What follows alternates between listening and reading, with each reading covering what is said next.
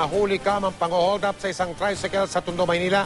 Nalimas ang pera ng driver at dalawa niyang pasahero. Naaresto ang sospek na wala pa raw isang buwang nakakalaya mula sa kulungan. Nakatutok si Isay Reyes. Ito ang kuha sa CCTV camera sa Dagupan Street sa Tondo, Maynila ilang minuto bago ma-hold up ang tricycle na sinasakyan ng mga biktimang sina Aling Candice, Rosa at Jopel, hindi nila mga tunay na pangalan. Pawang mga vendors ang dalawang pasahero at ang driver naman na si Jopel ay isang working student.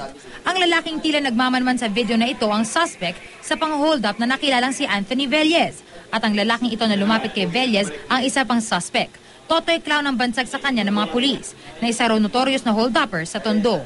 Ayon sa mga pulis, tumitiyempo lang daw ang mga suspect ng mga sandaling iyon hanggang dumating ang sinasakyan ng mga biktima. Lumapit po sa akin na may patalim po, sabi niya gano'n, ilabas mo na yan, kung hindi sasaksakin kita. Kaya binigay ko po lahat. Nutang lang po namin yung perang pampuhunan na mamimili po kasi kami sa Divisoria Bigla pong may sumulpot na lalaki at bigla niya po kaming hinarang tapos tinutukan niya po ako.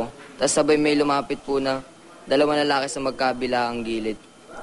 Tapos po yun, nagdeklara po siya ng hold up. Natangay ng mga suspect ang halos 7,000 piso na puhunan sana ni Aling Candice at Rosa. Natangay din ang kinita ng driver na si Jopel na pandagdag sana sa kanyang pag-aaral. Galing sa sarili pinagpawisan yung kinikita tapos nanakawin din pala ng ibang tao. Para saan ba yung kinikita mo, bro? Para rin po sa akin, tsaka sa pang-allowance ko po. Di naunay yan, kapal na mukha, hindi marunong magbanat ng buto. Bandang alas 7 kagabi, naaresto ng mga pulis ang suspect sa kanilang bahay matapos kilalanin ng mga biktima. Nung ma-identified namin sa tulong ng mga taong nakakilala sa kanya, nag-form agad kami ng team. Ay, namin ka na po. Bakit mo naman naisip? Wala na pong ano eh. Kailangan lang po yung pera eh. Siguro po naisip po yung mga anak na hindi ko na alam kung saan nakukuha ang pera eh. Yung isa, dayo lang po yun yung isa. Kakilala ko lang po yun. Dagdag pa ng mga pulis, wala pa palang isang buwan mula nang makalaya si Velez sa kinasangkutan nitong kaso ng droga.